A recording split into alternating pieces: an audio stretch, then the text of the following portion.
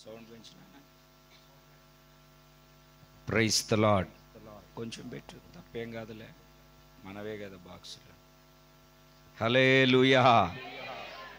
అందరు ఒకసారి రెండు చేతులు పైకెత్తి దేవాది దేవునికి మనస్పూర్వకంగా కృతజ్ఞతాస్తుతులు చెల్లిద్దాం. హల్లెలూయా. మన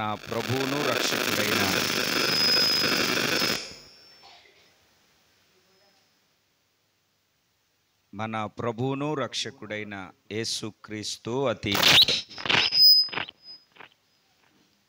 అతి శ్రేష్టమైన నామములో ఈ యొక్క ఉపవాస ప్రార్థన కూడికలకు కూడి వచ్చిన మీ అందరికీ నా హృదయపూర్వకమైనటువంటి వందనాలు చెల్లిస్తూ ఉన్నాను. దేవుడు ఈ ఆఖరి రాత్రి మీరు పొందుకోవలసినటువంటి మేలులన్నిటినీ పొందుకొందురుగాక. ఆమేన్. ఈ 3 రోజులు దేవుని సన్నిధిలో నిలిచి ఉన్నారు, దేవుని స్తుతించారు. ఈ 3 రోజుల ప్రార్థన కూడికల యొక్క ఫలితాన్ని వాక్యము ద్వారా మీకు కలగవలసినటువంటి ప్రతి కార్యము మేలు దేవుడు నిండుగా మెండుగా ధారాళముగా ప్రభు దయచేయునుగాక. ఆమేన్. అలాగే నన్ను ప్రేమతో ఆహ్వానించిన దైవ సేవకులు, పెద్దలు, అభిషక్తులు, బిషప్ పీటరయ్య గారికి నా ప్రేమపూర్వకమైన వందనాలు చెల్లిస్తున్నాను. అలాగే ఆనంద్ కుమార్ గారికి నా హృదయపూర్వకమైన వందనాలు చెల్లిస్తూ ఉన్నాను.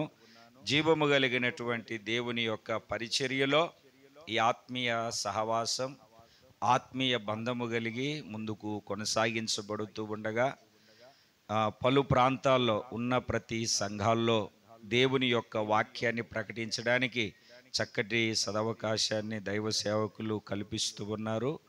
వారు చేస్తున్న పరిచర్యలో తోటలో నాకు కూడా కాస్త కలుపు తీయడమో లేకుంటే ఏదో ఒక పని, కొమ్మలు నరకడమో ఏదో ఒక పని నాకు కల్పిస్తూ ఉన్నారు. దేవుడు ఇంకా ఉన్నతమైనటువంటి అభిషేకాన్ని, కృపను సేవకులకు ఇచ్చి మంచి ఆరోగ్యంతో ఇంకా బలమైనటువంటి పాత్రలుగా ప్రభు వాడుకొనుగాక. ఆమేన్.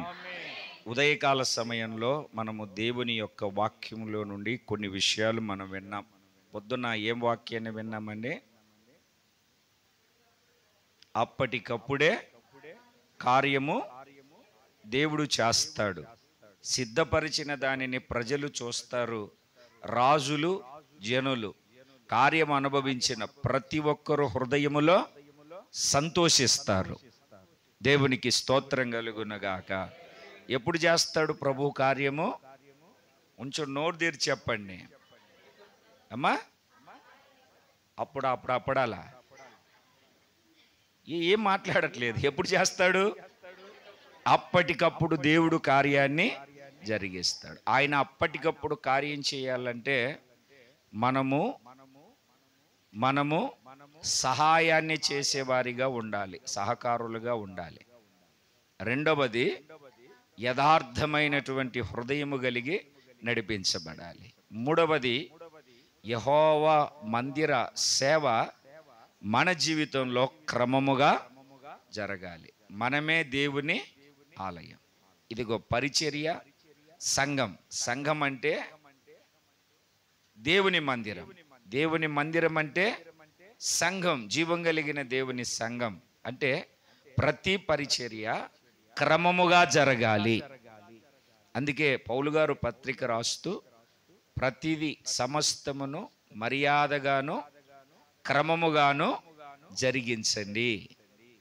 ఎలా జరిగించాలంటే మర్యాదగాను క్రమముగాను. కనుక మన పరిచర్య, మన ఆత్మీయ జీవితం క్రమముగా జరగాలి. దేవునికి స్తోత్రం కలుగునుగాక. ఈరోజు కూడా, ఈ రాత్రి కూడా చాలా తక్కువగా నేను మీకు దేవుని యొక్క వాక్యాన్ని జ్ఞాపకం చేస్తాను. తర్వాత ప్రేమ విందు కార్యక్రమాల్లోనికి ఇంకా ఆఖరిలో ఒక బలమైనటువంటి అభిషేకంతో నింపబడి దేవుని యొక్క సన్నిధిలో మనం పరవశించి పరవలు త్రొక్కుదాం. దేవునికి మహిమ కలుగునుగాక. కీర్తనల గ్రంథము 133వ కీర్తన. కీర్తనల గ్రంథము 133వ కీర్తన నేను చదువుతున్నటువంటి మాటను మీరు గమనించండి. 3వ చరణంలో, సియోను కొండల మీదికి దిగివచ్చు, హెర్మోను మంచు వలె నుండును, ఆశీర్వాదమును శాశ్వత జీవమును అచ్చట నుండవలెనని యెహోవా సెలవిచ్చి ఉన్నాడు. ఆశీర్వాదమును శాశ్వత జీవమును అచ్చట, 3 మాటలు, అచ్చట ఉండవలెనని యెహోవా సెలవిచ్చి ఉన్నాడు. ఎచ్చట ఉండాలి? ఎక్కడ ఉండాలి? ఏ చోట ఉండాలి? ఆశీర్వాదమా? శాశ్వత జీవమా? మీరు వెళ్ళి అక్కడ ఉండండి, అచ్చట ఉండండి అని చెప్పి సెలవిచ్చాడు దేవుడు. ఎక్కడ ఉండమన్నాడు? ఏం మాట్లాడట్లేదు మీరు. ఎక్కడ ఉండమన్నాడు? అచ్చట. ఎక్కడండి? అచ్చట.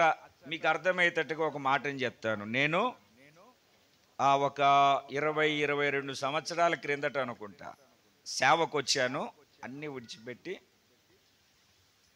ఎందుకో అప్పుడు మా బాబు ఇంకా పుట్టలేదు, ఎందుకో ఇంటికి వెళ్ళి వద్దామని చెప్పేసి ఆ గుంటూరు నుండి ఇంటికి వెళుతూ ఉన్నప్పుడు, అప్పుడు సెల్ ఫోన్లు లేవు, ల్యాండ్ ఫోన్లో నాకు తెలిసిన ఆత్మీయ సహోదరులకు నేను ఫోన్ చేశాను. ఫోన్ చేసి, బ్రదరు, నేను మధ్యరాత్రి 12 అవ్వచ్చు, 12:30 అవ్వచ్చు, మీరు పలానా చోటికి వస్తే, మీరిద్దరు పలానా చోటికి వచ్చి అక్కడ ఉంటే, నేను ట్రైన్ దిగి తిన్నగా అక్కడికి వచ్చి మనం కలుసుకొని ముగ్గురం నడుచుకుంటూ పాస్టమ్మ గారు ఉన్నటువంటి గ్రామానికి వెళ్ళి చూసి వద్దాము అని చెప్పాను. అప్పుడు మా బాబు కడుపులో ఉన్నాడు. సరే, ఆ రోజు దేవుని మహాకృపను బట్టి మన దేశంలో ఉన్నటువంటి ఆశ్చర్యమైన సంగతి ఏంటంటే, ఏ రోజు టయానికి ట్రైన్లు గమ్యస్థానాన్ని చేరుకు. ఆ రోజు ట్రైన్ ఊగుతూ వస్తూ, అప్పుడు ఇంకా సింగిల్ ట్రాకే, ఊగుతూ వస్తూ 11 గంటలకు రావాల్సింది దగ్గర 1 గంటకో 1:30కో వచ్చింది.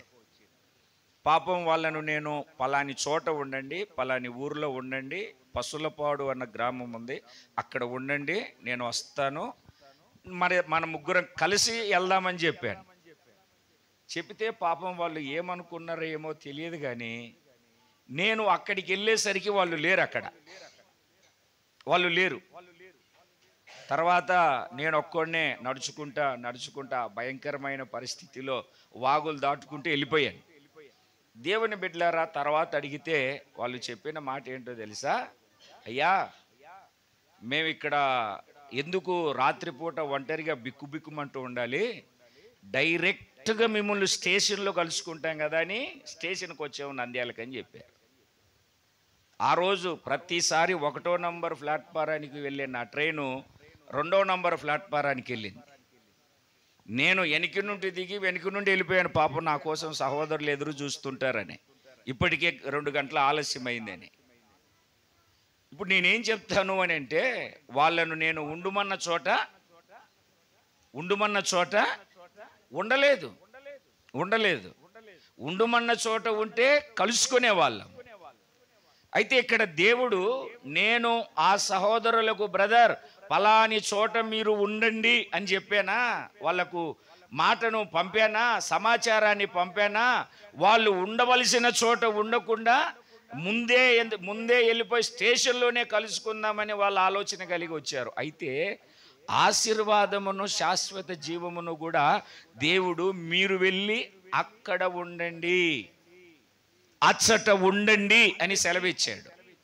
సెలవిస్తే ఆయన సెలవిచ్చిన ఆ రోజు నుండి ఈ రోజు వరకు ఆశీర్వాదము శాశ్వత జీవము ఆయన చెప్పిన చోటనే నిలబడి ఉన్నాయి.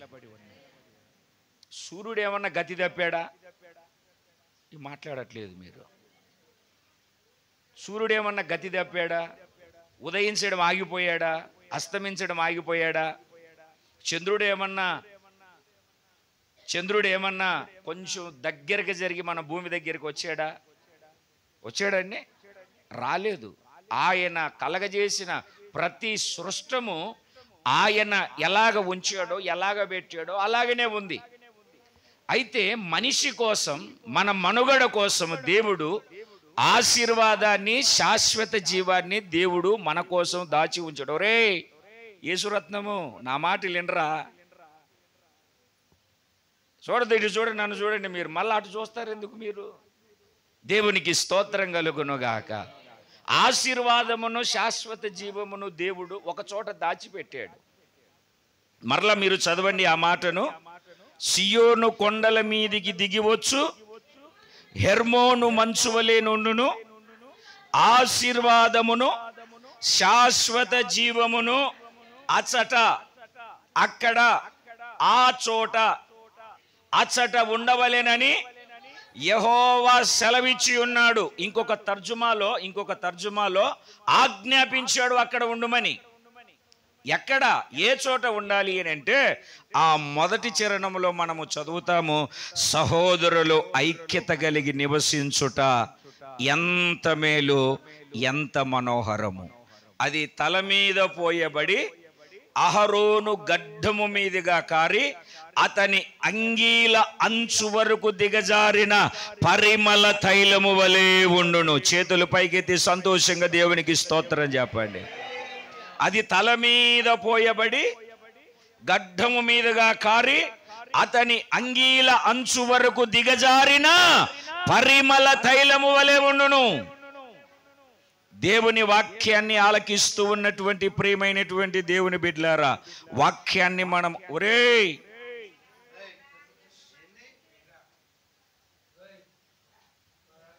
ఎక్కడ ఉంటుందంటే అండి, అది తల మీద పోయబడి, అహరోను తల మీద పోయబడి గడ్డము మీదుగా కారి అతని అంగీల అంచు వరకు దిగజారిన పరిమళ తైలము వలె ఉండును.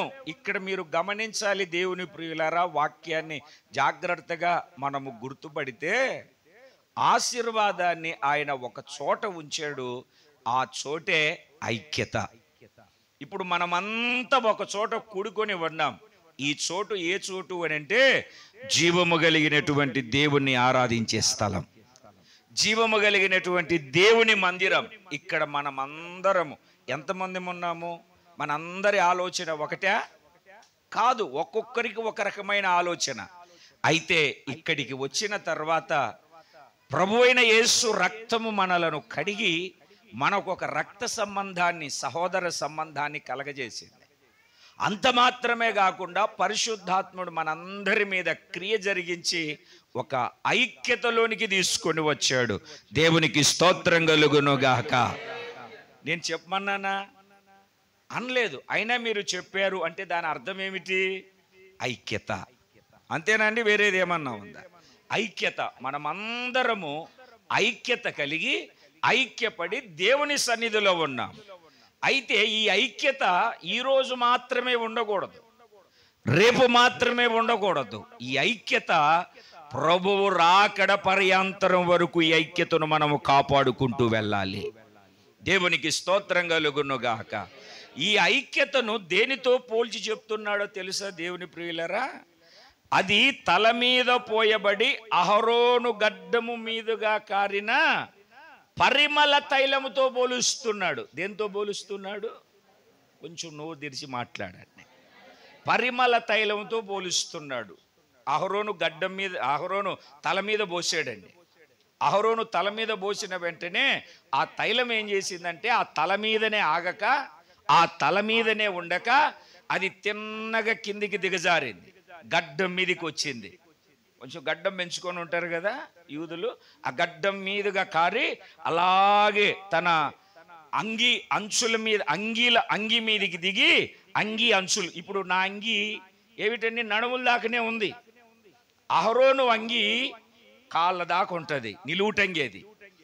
ఒకటి తెల్లని నార అంగి ఉంటుంది, దాని పైన నీలిరంగు నిలువుటంగి ఉంటుంది. ఆ నిలువుటంగి కింద అంచులకు చుట్టూరు బంగారు గంటలు ఉంటాయి. ఒక బంగారు గంట, దాని పక్కనే నీల, ధూమ్ర, రక్తవర్ణ పేనిన నారతో చేయబడిన దానిమ్మ పండు ఉంటుంది.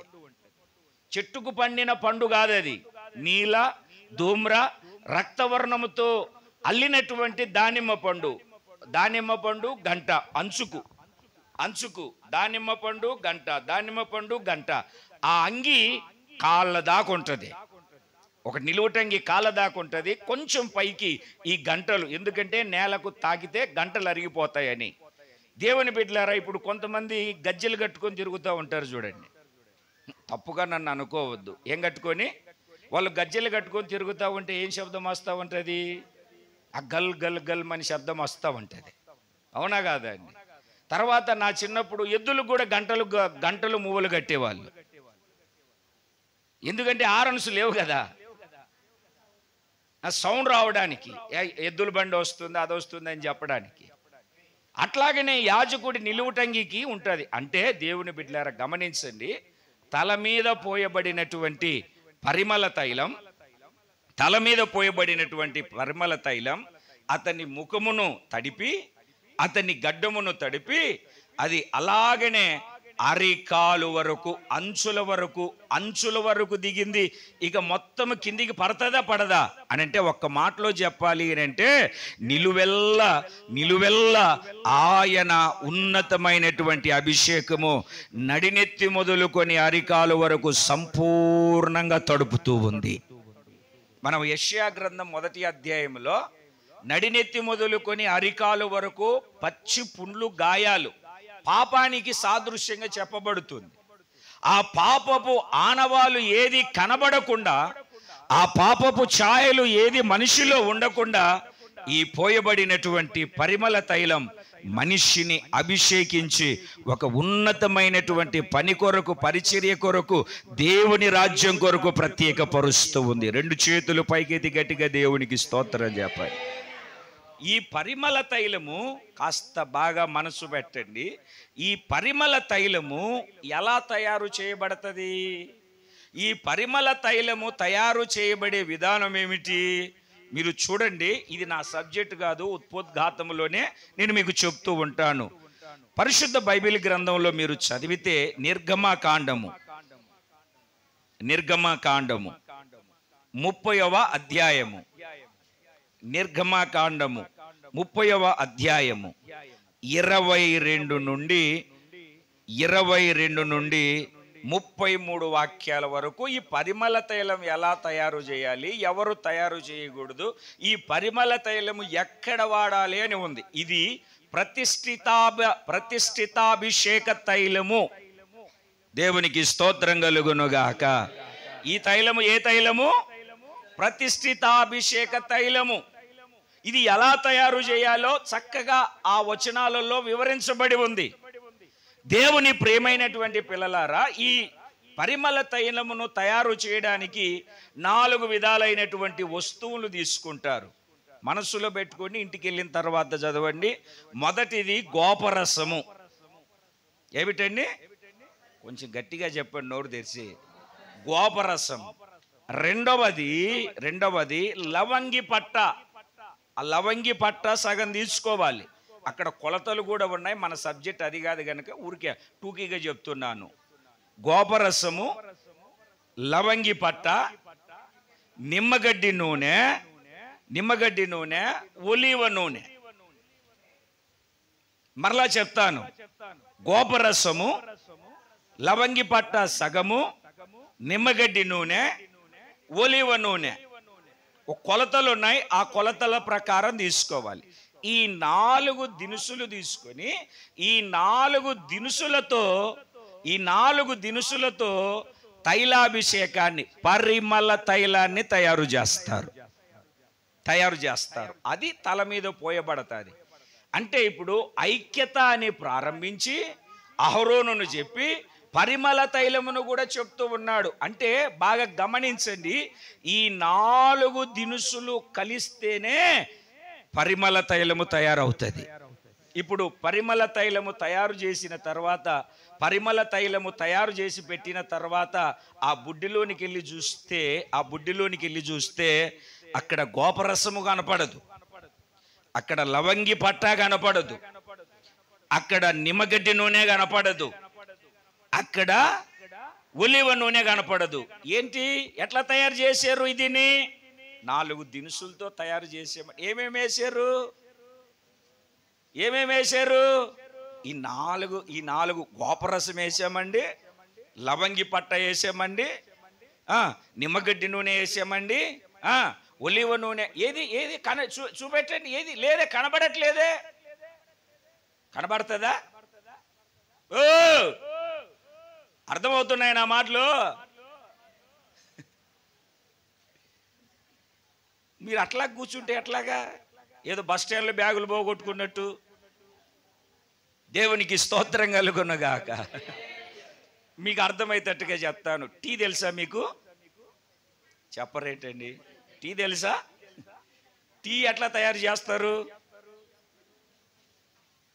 ఎల్లుండి చెప్తారనుకుంటా. మీరు నేర్చుకొని వచ్చి అడిగి రాసుకొని, ఒక ఫార్ములా రాసుకొని, ఒక బుక్ తీసుకొని రాసుకొని ఎల్లుండి వచ్చి చెప్తారమ్మా. టీ ఎట్లా తయారు చేస్తారు? పాలు, నీళ్ళు. భలేటోళ్ళు దొరికారు ఈ రాత్రి. మీరు, మీ మనసంతా కుండల మీద ఉంది. ఎక్కడి మీద? కలవరపడి మీ మనసు కుండల మీద పెట్టద్దు, వాక్యం మీద పెట్టండి. ఆఖరి రాత్రి టీ ఎలా తయారు చేస్తారు? పాలు, దాంట్లో నీళ్లు, టీ పొడి, అమ్మా చక్కెర, 4 కలుపుతారా? టీ తీసుకొని వచ్చిన తర్వాత ఏమిటండి, ఈ టీ ఎలా తయారు చేశారు? చాలా బాగుంది. ఏంటంటే పాలు వేసామండి, నీళ్ళు వేసామండి, పంచదార వేసామండి, టీ పొడి. ఏది కప్పులో కనపడలేదే? అడిగి కప్పులో కనపడలేదే ఏది అంటే ఏం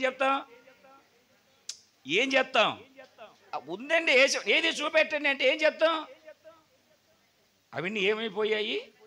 ఆ 4 కలిసిపోతేనే ఎలాగ టీ తయారవుతుందో, ఆ 4 కలిసిపోతేనే టీ ఎలాగ రెడీ అవుతుందో, ఈ 4 దినుసులు కలిసిన తర్వాత పరిమళ తైలముగా, సువాసననిచ్చే తైలముగా తయారవుతుంది.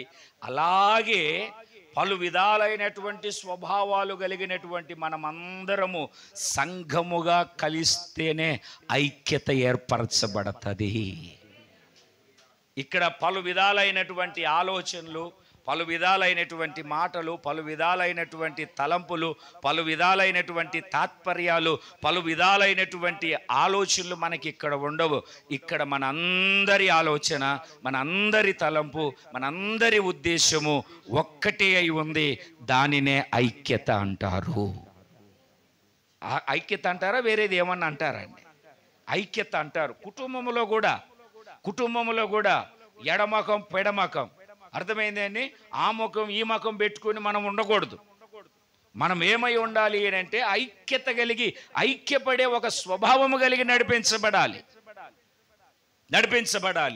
దైవజనులు ఏసన్న గారు చెప్తా ఉంటారు, ఆయన తీసుకెళ్ళి ఒక పెద్ద బంగ్లాలో, ఒక మంచి అపార్ట్మెంట్లో పెట్టారండి, పెద్ద బంగ్లాలో.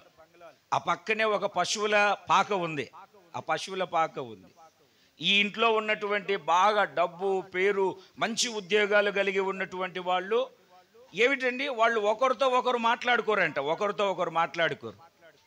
భార్య ఒకవైపు, భర్త ఒకవైపు, పిల్లలు ఒకవైపు, ఎడముఖం పెడముఖంగా ఉంటారంట. వీళ్ళని చూసినప్పుడు, ఆ గేదెలను చూసినప్పుడు వ్యత్యాసం ఏం కనబడట్లేదు అంటాడు ఆయన. మనుషులు మాట్లాడుకోరు, గేదెలు ఎరా కడుపు నిండిందా నీకు? గేదె ఇంకో గేదెతో ఈ కడుపు నిండిందా అని మాట్లాడుకోదు. అది నీకు మేత వేసారా? ఆగలేదు అవో అని అరుతుంది తప్ప ఒక గేదె ఇంకొక గేదెతో మాట్లాడుకున్నట్టు ఎప్పుడైనా మీరు విన్నారా? ఇంటే చెప్పండి. వీడియో తీసుకొని రండి, సెల్ ఫోన్లు ఉన్నాయి కదా. అర్థమవుతుంది అండి? చాలామంది జీవితాలలో, చాలామంది వ్యక్తిగత అనుభవాలలో, కుటుంబ మనుగడలో ఈ ఐక్యత లేని సాతాను తన క్రియను జరిగిస్తూ, ఎందుకంటే వాడికి ఉండే ఆలోచన కుటుంబాలను పాడు చేయాలని, కుటుంబాలను పతనం చేయాలని. యోబు చరిత్రను మనం చదువుతున్నప్పుడు చుట్టూ కంచె వేశావు, చేతి పనిని ఆశీర్వదించావు, తూర్పు ప్రాంతంలో ఒక ఉన్నతమైన స్థితిలో నిలబెట్టావు. ఆ కుటుంబాన్ని పాడు చేయాలని చూశాడు, పాడు చేశాడు. సాతానుగాడి ఆలోచన ఐక్యంగా ఉండకూడదు, సమాధానంగా ఉండకూడదు. సాతాను యొక్క ఆలోచన. ప్రభు యొక్క ఆలోచన ఏమిటి అని అంటే, సంఘములో కానీ, సేవకులతో కానీ, ప్రార్థనలో కానీ, పరిచర్యలో కానీ, వాక్యములో కానీ, దేవునితో కానీ, సహోదరులతో కానీ, సంఘముతో కానీ, కుటుంబములో కానీ, ప్రతి విషయంలో మనము ఐక్యపడి నడిపించబడాలి, ఐక్యత కలిగి జీవించాలి. దేవుని ఆలోచన ఉద్దేశమై ఉన్నది. మనమందరము ఆత్మ కలిగించు ఐక్యతను కాపాడుకుంటూ ముందుకు వెళ్ళాలి. దేవుని బిడ్డలారా, ఆ 4 దినుసులు ఎలాగైతే కనబడకుండా పరిమళ తైలంగా మార్చబడిందో, టీ తయారు చేసేటప్పుడు ఈ 4 వస్తువులు కలిసిపోయి ఎలాగైతే ఒక తేనె పానీయాన్ని మనకు అందించి మనలను తృప్తిపరుస్తుందో, అలాగ మనమందరము కలిసి దేవుని హృదయాన్ని తృప్తిపరిచే వారిలాగా మార్చబడాలి. దేవుని పరిశుద్ధ నామానికి స్తోత్రం కలుగునుగాక. మనము ఆ 133వ కీర్తనలో దేవుని వాక్యాన్ని చదివితే, పరిశుద్ధాత్ముడు నా మనసులో ఉంచినటువంటి ఒక చిన్న మాట ఏమిటంటే, ప్రియమైనటువంటి దేవుని పిల్లలారా, వాక్యాన్ని మనము జాగ్రత్తగా చదువుతూ ఉన్నప్పుడు ఆ 3వ చరణములో, సియోను కొండల మీదికి దిగివచ్చు. ఏంటంటే సియోను కొండల మీదికి దిగివచ్చు. ఏమోను అదే హెర్మోను మంచు. సియోను కొండల మీదికి దిగివచ్చు హెర్మోను మంచు. ఈరోజు నేను చెప్పాలనుకున్న నా దేవుని యొక్క చిన్న సందేశం ఏమిటంటే, మంచులో దాగి ఉన్నటువంటి ఆశీర్వాదాలు. మంచులో దాగి ఉన్న ఆశీర్వాదాలు. మంచును చూశారు ఎవరన్నా? ఏం మాట్లాడట్లేదు మీరు దేవుని పిల్లలారా. మంచును చూశారా లేదా? ఎట్లా ఉంటుంది? తెల్లగా ఉంటుంది. ఇంకా అమ్మా తెల్లగా ఉంటుంది, ఇంకా నల్లగా ఉంటుంది, ఎర్రగా ఉంటుంది, చల్లగా ఉంటుంది, ఇంకా అమ్మా ఏదో మీరు చెప్పుకోండి, దేవుడు నా మనసులో ఉంచి చెప్తాను. అది చుక్క, మంచులో ఉన్నటువంటి చుక్క. వర్షపు చుక్క అయితే మనకు కనబడుతుంది, వినాలి. వర్షపు చుక్క అయితే మనకు కనబడుతుంది. మంచులో ఉన్నటువంటి చుక్క మన కంటికి కనబడదు. అది దాని పరికరాలు కొన్ని ఉంటాయి, దాంట్లో చూస్తేనే కనపడుతుంది ఆ మంచులో ఉన్నటువంటి చుక్కలు. దేవుని వాక్యాన్ని ఆలకిస్తూ ఉన్నటువంటి ప్రియమైనటువంటి దేవుని పిల్లలారా, ఈ రాత్రి మంచుతో కూడినటువంటి ఒక ఆశీర్వాదము, ఈ రాత్రి జీవము కలిగినటువంటి దేవుడు నిండుగా మెండుగా మీ అందరికి దయచేయునుగాక. ఆమేన్. సియోను కొండల మీదికి దిగివచ్చు హెర్మోను మంచు. ఈ హెర్మోను మంచు మనకు నేర్పే పాఠం ఏమిటి? ఒక 4 లేదా 5 మాటలు చాలా క్లుప్తంగా నేను మీకు చదివిస్తాను, మీరు జాగ్రత్తగా చదవండి. మొట్టమొదటిసారిగా ఈ మంచులో ఉన్న ఆశీర్వాదము సామెతల గ్రంథము 19వ అధ్యాయము, సామెతల గ్రంథము 19వ అధ్యాయము 12వ వాక్యాన్ని మీరు ఒకసారి చదవండి. రాజు కోపము సింహగర్జన వంటిది, అతని కటాక్షము గడ్డి మీద కురియు మంచు వంటిది. రాజు కోపము సింహగర్జన వంటిది. కోపం ఎలాంటిదట? సింహగర్జన. సింహము గర్జిస్తే 8 మైళ్ళు వినబడుతుంది అని చెప్తారు. దేవునికి స్తోత్రం కలుగునుగాక. చెప్పాలి, గట్టిగా చెప్పాలి. 8 మైళ్ళు వినపడుతుందంటే గర్జన అంటే ఎంత గట్టిగా ఉంటుందో చూడండి. దేవునికి స్తోత్రం కలుగునుగాక. ఎక్కడ వినపడుతుంది? 8 మైళ్ళు వినపడుతుందట.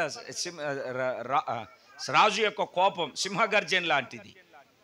అదే రాజు యొక్క కటాక్షము దేంతో పోలుస్తున్నాడంటే మంచుతో పోలుస్తున్నాడు. చూడండి, ఆ మాటను మీరు మరలా చదువుతూ ఉన్నప్పుడు అతని కటాక్షము గడ్డి మీద కురియు మంచు వంటిది.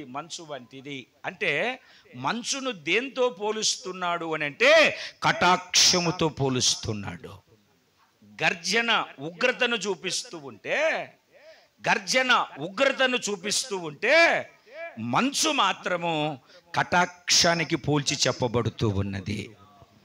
ఈ రాత్రి దేవుడు మనందరి మీద మంచు వలె కటాక్షాన్ని కృమ్మరించునుగాక.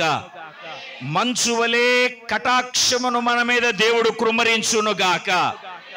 ఆ కటాక్షము మనల్ని ఏం చేస్తుంది? దేవుని ప్రియులారా, యోసేపును గురించి మోషే చెప్తూ అంటాడు, పొదలో నుండిన వాని కటాక్షము యోసేపు నడినెత్తి మీదికి వచ్చునుగాక అంటాడు. కటాక్షము పొందినటువంటి యోసేపు ఎన్ని శ్రమలు అనుభవించినా దాసుడిగా అమ్మబడిన కఠినమైనటువంటి చేయని నింద అతని మీద మోపబడిన, చెరసాలలో ఉంచబడిన కటాక్షము ఏం చేసింది అని అంటే ఐగుప్తు దేశాన్నే పరిపాలించే వ్యక్తిగా నిలబెట్టింది. చెప్పరు మీరు, నాకు తెలుసు. వద్దులేండి, అడుక్కోవడం నాకు ఇష్టం లేదు. ఇంకా వెలవయ్య వద్దు నాకు. ఇంకా ఏం చేసిందండి కటాక్షము? ఐగుప్తు దేశాన్నే పరిపాలించే ఒక అధికారిగా నిలబెట్టింది. ఈ రాత్రి మన అందరి జీవితాలలో ఒక ఉన్నతమైనటువంటి ఆశీర్వాదాన్ని మంచు ద్వారా, కటాక్షము ద్వారా దేవుడు ధారాళంగా దయచేయునుగాక. ఆమేన్, ఆమేన్. మధ్యాహ్నం అయింది. ఓ గుడారపు గుమ్మం దగ్గర కూర్చొని ఉన్నాడు. మనం కూడా ఏం పని లేకుంటే, ఏం తోచకపోతే టీవీలు, సెల్ ఫోన్లు అన్నీ కట్టేసి గుమ్మాల దగ్గర కూర్చొని చూస్తూ ఉంటాం చూడండి. ఇప్పుడంటే అన్నీ వచ్చాయి కనుక లోపల గదిలోకి వెళ్ళిపోతున్నాం. ఇంతకుముందు ఆ గుమ్మం దగ్గర కూర్చొని ఎవరన్నా వస్తారా, మా ఆయన వస్తాడా, లేకుంటే మా ఆవిడ వస్తుందా, సంతకెళ్ళిందా ఇంతకెళ్ళిందా అని ఎదురు చూస్తున్నట్టుగా ఆ గుడారపు ద్వారం దగ్గర కూర్చొని ఎదురు చూస్తూ ఉంటాం. అబ్రహాము గారు కూడా మధ్యాహ్నము వేళ ఆ గుడారము గుమ్మం దగ్గర, మరి గుడారంలో గాలి వస్తుందో రాలేదో తెలియదు కానీ అక్కడ కూర్చుంటే ఒక 3 వ్యక్తులు అలాగ వెళ్తూ ఉన్నారు. ఆయన గుడారం ఇక్కడ ఉంది, అలాగ రోడ్డు మీదకు వెళ్తూ ఉన్నారు. ఆ రోడ్డు మీద, మన రోడ్డు ఉంది కదా, ఇక్కడ మాట్లాడట్లేదు మీరు, కోమాలోకి వెళ్ళిపోతున్నారు. అర్థం అవ్వట్లేదు, వెళ్ళిపోతున్నా కోమాలోకి. వెళ్ళిపోతున్నా, నాకు తెలుసు. ఇంకా కామా పెట్టి బయటికి రాకపోతే మేము సమాధి పెట్టి చేయాల్సిందే, ఆత్మలో, శారీరకంగా కాదు. అలాగ 3 మనుషులు అలాగ వెళ్తుంటే గుడారం దగ్గర కూర్చున్న ఆయన సడన్గా వాళ్ళని చూసి పరిగెత్తుకొని వెళ్ళిపోయి సాగిలపడ్డాడు. అయ్యా, సాష్టాంగపడి నమస్కారం చేసి ఒక మాట అంటాడు, అయ్యా మీ కటాక్షము నా మీద ఉంటే మీరు నన్ను దాటిపోవద్దు. నీ కటాక్షము నా మీద ఉంటే మీరు నన్ను దాటిపోవద్దు. ఇందుకే కదా మీ దాసుడి దగ్గరికి వచ్చింది అని ఆ 3 తీసుకుని వెళ్ళి వాళ్ళు కాళ్ళు కడుక్కోవడానికి నీళ్ళు ఇచ్చాడంటండి. ఏమిచ్చాడు? కాళ్ళు కడుక్కోవడానికి నీళ్ళు ఇచ్చాడు. చూడండి అతిథి సత్కారం ఎట్లాగుందో. వచ్చావా, వెళ్ళి పని చూసుకొని రా, వెళ్ళి అటు వెళ్ళా అనలే. వెళ్ళి సాష్టాంగపడి వాళ్ళకు సాష్టాంగ నమస్కారం చేసి అయ్యా రండి అని కాళ్ళు కడుక్కోండి అని. కాళ్ళు కడుక్కున్న తర్వాత మీరేమనుకోవద్దు, ఈరోజు మీరు భోజనం చేసే వెళ్ళాలి. ఏం చేసి వెళ్ళాలి? భోజనం చేసే వెళ్ళాలి. మీరు ఏది ఏమైనా పర్వాలేదు, భోజనం చేసే వెళ్ళాలి మీరు ఈరోజు అని చెప్పేసి వాళ్ళకు భోజనాన్ని పరిగెత్తుకొని మందలోనికి వెళ్ళి ఒక లేత దూడను తీశాడు. పనివాడికి చెప్తే పనికిమాలింది తీస్తాడు వాడు. నేను ఎవరికి? దేవదూతలకు ఆతిథ్యం ఇస్తున్నాను, దేవునికి ఆతిథ్యం ఇస్తున్నాను. ఈయనే పరిగెత్తుకొని వెళ్ళిపోయాడు.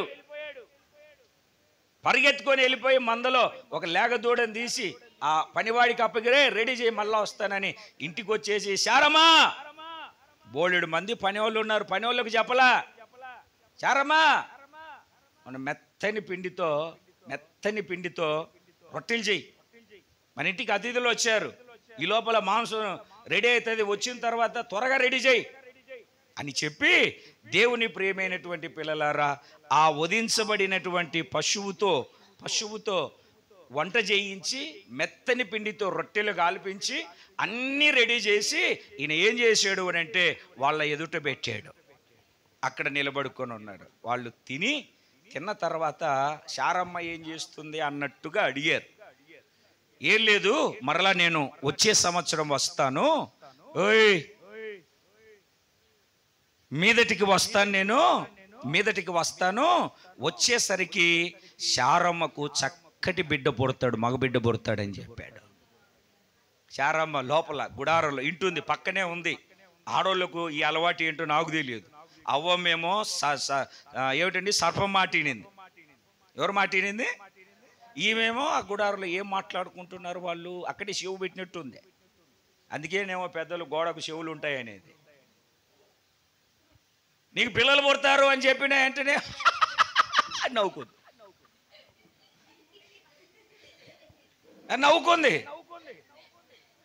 ఇదిగో శారమ్మ నవ్వింది. అబ్బే నేను నవ్వలేదు, అసలు మీ మాట లేదు, నాకు సంబంధం లేదు, లోపల ఉండి మాట్లాడుతుంది. నీకు నవ్వును కలగజేసే కుమారుడు పుడతాడని చెప్పింది. దేవునికి స్తోత్రం కలుగునుగాక. చూడండి, ఆ మాటను మీరు చదవండి. ఆదికాండము 18వ అధ్యాయము 3వ వాక్యాన్ని చదివితే, ప్రభువా నీ కటాక్షము నా మీదనున్న ఎడల ఇప్పుడు నీ దాసుని దాటిపోవద్దు. నేను చెప్పిన సందేశం అంతా చదివిన తర్వాత 14వ వాక్యాన్ని మీరు చదివితే, యెహోవాకు అసాధ్యమైనది ఏదైనానున్నదా? మీదటికి ఈ కాలమున నిర్ణయ కాలమందు నీ యొద్దకు తిరిగి వచ్చేదను, అప్పుడు శారాకు కుమారుడు కలుగునని చెప్పెను. దేవునికి స్తోత్రం కలుగునుగాక. కాస్త తలలు మీరు పైకెత్తితే, పొదలో నుండిన వాని కటాక్షము యోసేపు నడినెత్తి మీదికి వచ్చినప్పుడు ఒక దేశానికి అధికారిగా నియమించబడ్డాడు యోసేపు. అబ్రహాము మీదికి ఆయన కటాక్షం వచ్చినప్పుడు 100 సంవత్సరాల వయసులో 90 సంవత్సరాల వయసులో శారమ్మకు వీళ్లకు దేవుడు ఒక చక్కటి వాగ్దానపూర్ణుడైనటువంటి సంతానాన్ని దేవుడు దయచేశాడు. 2 చేతులు పైకెత్తి సంతోషంగా దేవునికి స్తోత్రం చెబుదాం. చెప్పాలి సంతోషంగా, దేవునికి మహిమ కలుగునట్లుగా. ఒకని మీదికి నా దేవుని కటాక్షం వస్తే, ఒక వ్యక్తి మీదికి నా దేవుని కటాక్షము నింపబడితే, ఆ మనసు కటాక్షానికి సాదృశ్యంగా కనబడుతూ ఉన్నప్పుడు, ఆ కటాక్షము ఒక వ్యక్తి మీదికి దిగి వచ్చినప్పుడు ఆ వ్యక్తి జీవితంలో కలిగే కార్యం ఏమిటంటే, అసాధ్యమైన ప్రతి కార్యాన్ని జీవము కలిగినటువంటి దేవుడు సాధ్యపరుస్తాడు. ఇప్పటి వరకు నీ జీవితంలో ఏ కార్యాన్ని నువ్వు పొందుకోలేక, ఇది జరగదు, ఇది కుదరదు, ఇది అవ్వదు, అబ్బెబ్బే ఇది పొరపాటున కూడా జరగదు అని ఒకవేళ నువ్వు బాధపడుతూ ఉన్నావేమో, ఈ ఉపవాస ప్రార్థన కూడికల ద్వారా ఈ ఆఖరి రాత్రి దేవుడు మనందరితో మాట్లాడుతూ ఉన్నాడు. అసాధ్యమైన ప్రతి కార్యాన్ని జీవము కలిగినటువంటి దేవుడు సాధ్యపరచబోతున్నటువంటి రాత్రి. దేవునికి స్తోత్రం కలుగునుగాక. ప్రయాసపడి పరుగులు తీసి ప్రయత్నాలు చేసి విఫలమైపోయి ఇక జరగదు నా కర్మని నువ్వు బాధపడుతూ ఉన్నావేమో, ఈ రాత్రి దేవుడు సమస్తాన్ని సాధ్యపరచబోతూ ఉన్నాడు. ఆయన సమస్తాన్ని చేయగలిగిన దేవుడు మన మధ్యలో సంచరిస్తూ ఉన్నాడు. ఈ రాత్రి సమస్త కార్యాలు దేవుడు నీ జీవితంలో జరిగించునుగాక. 2 చేతులు పైకెత్తి చేతులు ఊపుతూ ఒకసారి గట్టిగా దేవునికి బిగ్గరగా స్తోత్రం చెబుదామా? ఇంకొక మాటను కూడా మీరు చదవాలి. కటాక్షము మన మీదికి వస్తే, అదే ఆదికాండము 19వ అధ్యాయము 18వ వాక్యం లోతు చెప్తూ ఉన్నాడు దేవదూతలతో. ఇదిగో నీ కటాక్షమును నీ దాసుని మీద వచ్చినది, నా ప్రాణము రక్షించుట వలన నీవు నా ఎడల కనబరిచిన నీ కృపను గణపరిచితివి. దేవునికి స్తోత్రం కలుగును గాక. మరలా ఒక్కసారి చదువు తల్లి, చదవండి ఎవరొకరు. నీ కటాక్షము నీ దాసుని మీదికి వచ్చినది, నా ప్రాణము రక్షించితివి. చాలండి, కాస్త తలలు పైకి ఎత్తండి. నీ కటాక్షము నా మీదికి వచ్చినది, నీ దాసుని ప్రాణమును నీవు రక్షించితివి. కాస్త తలలు పైకెత్తి నేను చెప్తాను జాగ్రత్తగా వినండి. ఒక వ్యక్తి మీదికి దేవుని కటాక్షం వస్తే ఉన్నతమైన స్థితిలో నిలబడతాడు. ఒక వ్యక్తి మీదికి దేవుని కటాక్షం వస్తే సంవత్సరాలు చదివిన అసలు అసాధ్యం, ముసలి వయసులో 100 సంవత్సరాల వయసులో దేవుడు ఆ కుటుంబంలో అసాధ్యమైన కార్యాన్ని సాధ్యపరిచి చూపించాడు దేవుడు. ఒక వ్యక్తి మీదకి దేవుని కటాక్షము వస్తే అతని ప్రాణము రక్షింపబడతది. సొదొమ గొమొర్ర పాపము ఆకాశమునంటింది. పాపము సంపూర్ణమైనదో లేదో చూడడానికి దేవుడు దిగి వచ్చి ఆ సొదొమ గొమొర్ర పట్టణాన్ని పరీక్షిస్తే పాపము పరిపూర్ణమైపోయింది. పాపం పరిపూర్ణమైపోయింది.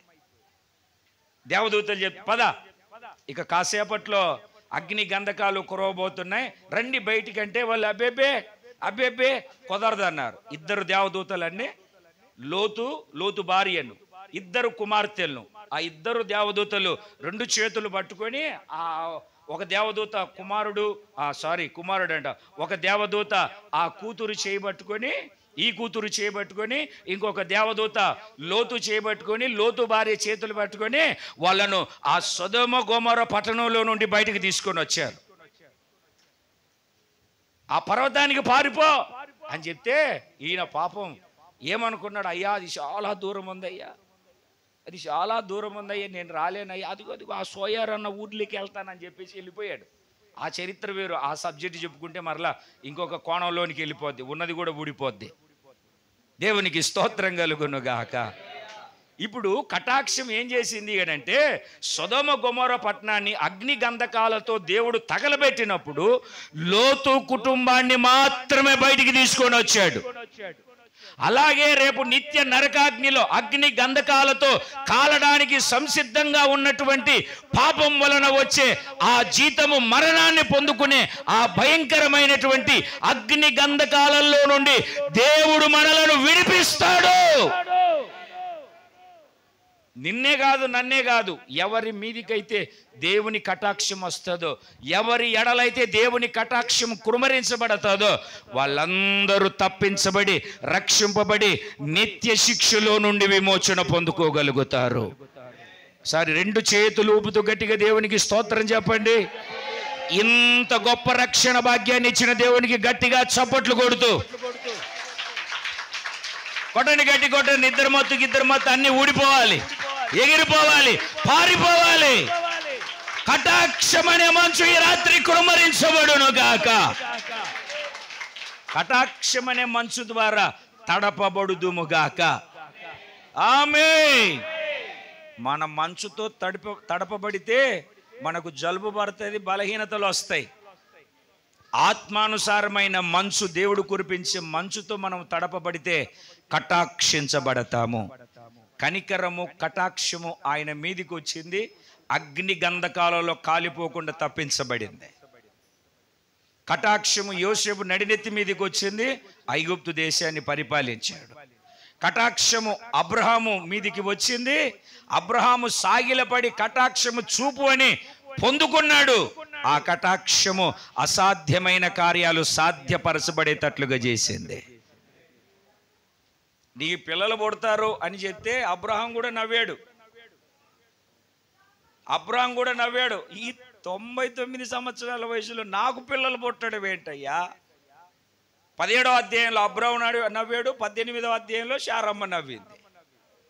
వాళ్ళకే నవ్వు వచ్చింది, ఆ వయసులో పిల్లలు పుట్టడం ఏంటని. నా దేవుడు ఏ వయసు ఆ వయసు అని కాదు, ఆయన కార్యం చేయాలనుకుంటే అప్పటికప్పుడే దేవుడు జరిగిస్తాడు. ఇప్పటికిప్పుడే దేవుడు నీ పట్ల గొప్ప కార్యాన్ని జరిగిస్తాడు.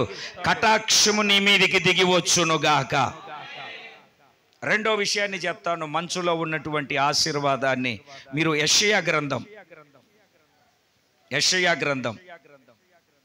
18వ అధ్యాయము 4వ వాక్యాన్ని మీరు చదవండి. నాకు ఇలాగు సెలవిచ్చి ఉన్నాడు, ఎండ కాయుచుండగాను వేసవి కోతకాలమున మేఘములు మంచు కురియుచుండగాను నేను నిమ్మలించి నా నివాస స్థలమున కనిపెట్టుచుందును. చాలమ్మా, నా నివాస స్థలమున కనిపెట్టుచుందును. ఆ 2 వాక్యాలు 4-5 వాక్యాలు చదివినప్పుడు కాలాన్ని గురించి చెప్తూ ఉన్నాడు. కాలాన్ని గురించి చెప్తున్నాడు. ఏ కాలంలో ఏది కురవాలో, ఏ కాలంలో ఏది రావాలో ఆయన అన్ని చక్కగా అమర్చి పోగు చేసి పెట్టాడు. ఇక్కడ మనం వాక్యాన్ని చదివినప్పుడు మేఘములు మంచు కురియుచుండగా, దేవుడు ఏం చేస్తాడటంటే, నేను నిమ్మలించి, బాగా గమనించండి, నేను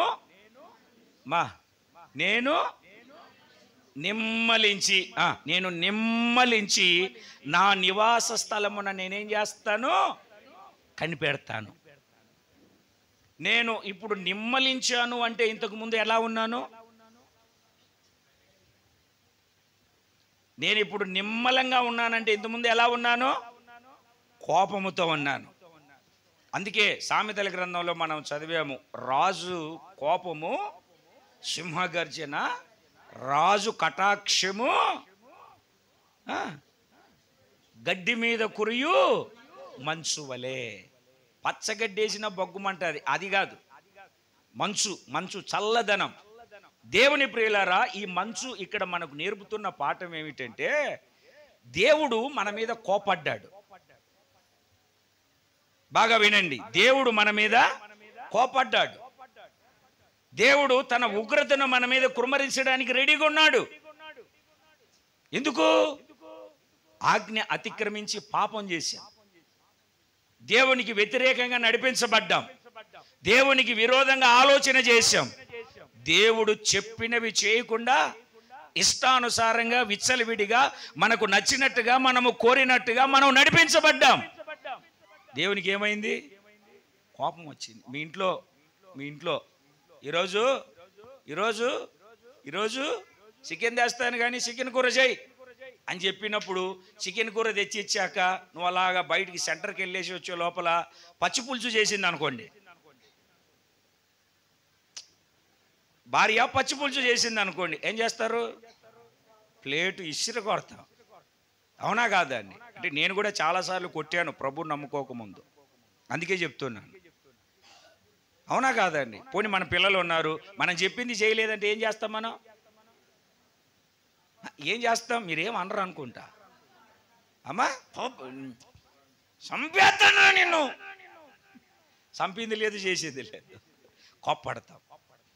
కోప్పడిన తర్వాత 2 దెబ్బలు వేసిన తర్వాత మరలా వెళ్ళి, నా కొడుకు ఏమైపోయాడు, నా కొడుకు నా బంగారు కొండ, ఏంటి కొండ, నా ఎత్తడి కొండ, నా కొండ అని లోపల అది ఏంటంటే తడపల్లాడుతూ ఉంటుంది లోపల మనసు.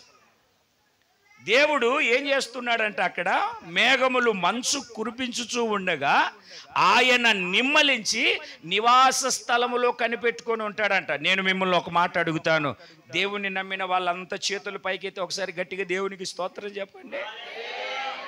ప్రభువుని నమ్ముకున్నటువంటి ప్రతి ఒక్కరూ, మేము రక్షింపబడి రక్షణ తీసుకొని ఉన్నామన్న వాళ్ళు కూడా మరలా ఒక్కసారి దేవునికి గట్టిగా స్తోత్రం చెప్పండి. ఎన్ని రోజులైంది రక్షింపబడి? పోనీ ఎన్ని రోజులైంది మందిరానికి రాబట్టి? నాకు ఆ లిస్టు అనవసరం.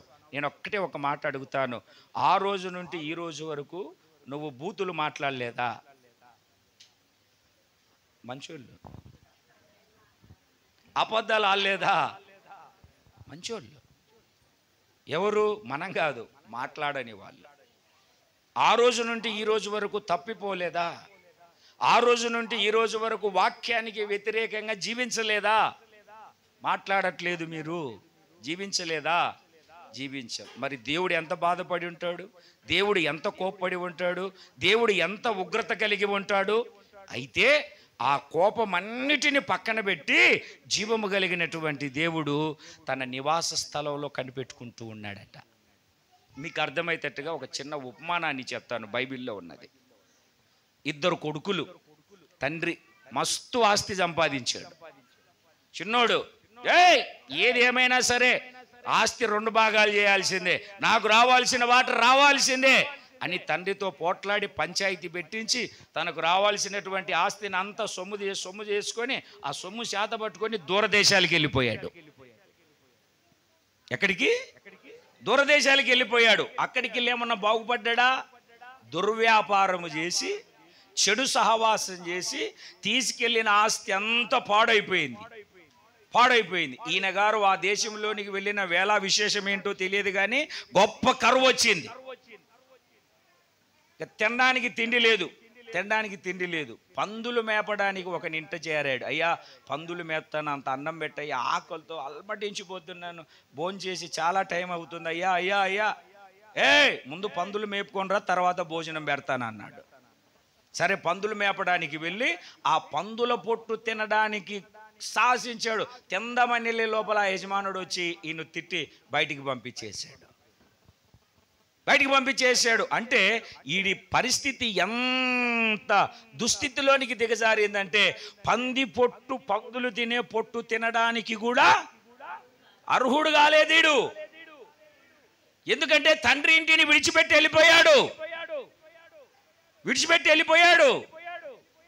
దేవుని బిడ్డలారా, అప్పుడు బుద్ధి వచ్చి, మా నాన్న ఇంట్లో చాలా మంది పని వాళ్ళు ఉన్నారు, ఆహారము సమృద్ధిగా ఉంది, ఆహారము సమృద్ధిగా ఉంది అని చెప్పేసి, దేవుని బిడ్డలారా, ఇప్పుడు మా నాన్న దగ్గరికి వెళ్తాను నేను. అన్నానా, నీకును పరలోకానికి విరోధంగా పాపము చేశాను, నీ కుమారులను అనిపించుకోవడానికి నేను యోగ్యును కాదు అని పశ్చాత్తాపడి నా తండ్రి దగ్గర క్షమాపణ ఉంది, నీ పని వాళ్ళల్లో నన్ను ఒక్కనిగా పెట్టుకో నాన్న, నాకు అంత అన్నం పెట్టు నాన్న అని అడుగుదామని తిరుగు ప్రయాణం అయిపోయి వెళ్ళాడు.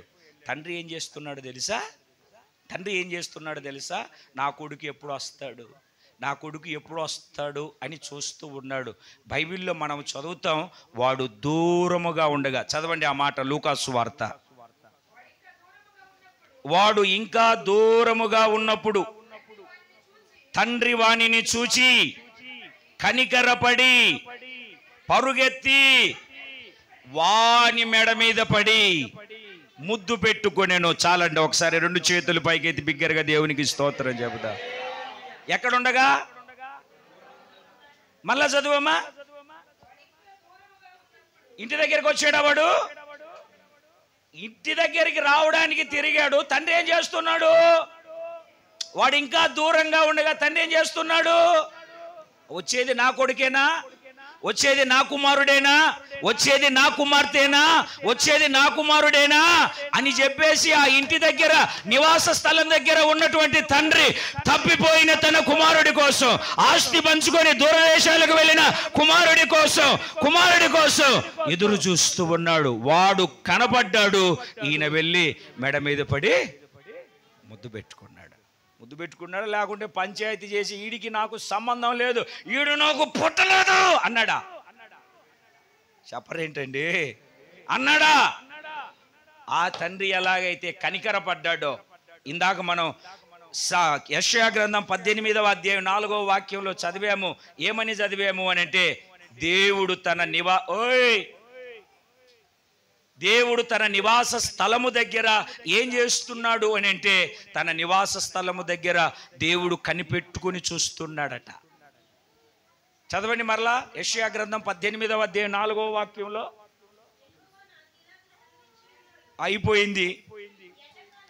అయిపోయింది.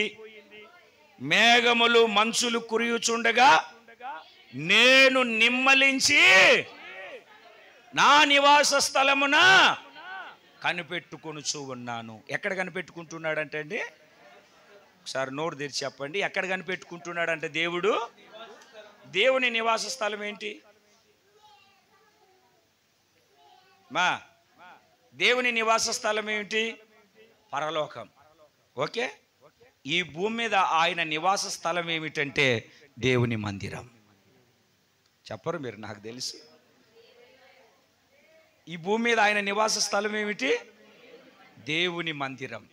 అంటే ఆయన కనుదృష్టి ఈ మందిరం మీద ఉంది.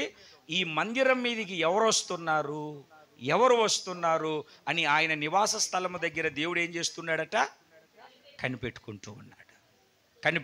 నా కుమారుడు వస్తున్నాడు, నా కుమార్తె వస్తుంది, నా కుమార్తె వస్తుంది, నా కుమారుడు వస్తున్నాడని ప్రతి వారి కోసము మనము చేసిన తప్పును బట్టి మనను శిక్షించకుండా, మనము చేసినటువంటి పాపమును బట్టి మనకు శిక్ష వేయకుండా, మనము అతిక్రమించిన అతిక్రమమును బట్టి మనలను నాశనం చేయకుండా, మన దోషాన్ని బట్టి మనలను పాడు చేయకుండా, మన అపరాధమును బట్టి మన మీద శిక్ష వేయకుండా ఆయన నిమ్మలించి నివాస స్థలము దగ్గర నా కుమారుడు వస్తాడని చెప్పి మన కోసము తన నివాస స్థలములో నుండి దేవుడు ఎదురు చూస్తూ ఉన్నాడు, కనిపెట్టుకొని ఉన్నాడు.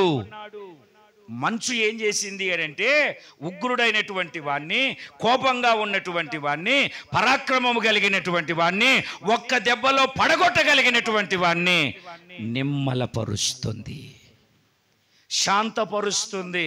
మన మీదకి రావలసినటువంటి ఉగ్రత మన మీద కుమ్మరించకుండా దీర్ఘ శాంతమును కనబరుస్తుంది. దేవునికి స్తోత్రం కలుగునుగాక. రెండు చేతులు పైకెత్తి సంతోషంగా దేవునికి స్తోత్రం చెబుదాం. ఆనందంగా జీవము కలిగిన దేవునికి స్తోత్రం చెబుదాం. మంచు కటాక్షాన్ని కుమ్మరించడమే కాదు, మంచు దేవుని కోపము, ఉగ్రత, దేవుని యొక్క భయంకరమైనటువంటి ఆ దుర్దినములు మన మీదికి రాకుండా ఆయన నివాస స్థలమున మన కోసము దేవుడు కనిపెట్టుకొని చూసేటట్లుగా చేస్తుంది మంచు. Praise the Lord. అర్థమైందా? వ్యర్థమైందా? మంచు ఏం చేస్తుంది? మొదటిగా కటాక్షం. రెండవది మంచు ఏం చేస్తుంది? మనకు దేవుని కోపం మన మీదికి రాకుండా మనలను నిమ్మలపరుస్తుంది, శాంతిపరుస్తుంది. మూడో విషయాన్ని చెప్తాను. యెషయా గ్రంథములోనే 26వ అధ్యాయము. ఇది చాలా జాగ్రత్తగా మీరు వినాలి. జాగ్రత్తగా వింటేనే మీకు అర్థమవుతుంది, లేకుంటే వ్యర్థమైపోతుంది. యెషయా గ్రంథము 26వ అధ్యాయము 19వ వాక్యం. మృతులైన నీ వారు బ్రతుకుదురు, నా వారి శవములు సజీవములగును. మంటిలో పడి ఉన్న వారలారా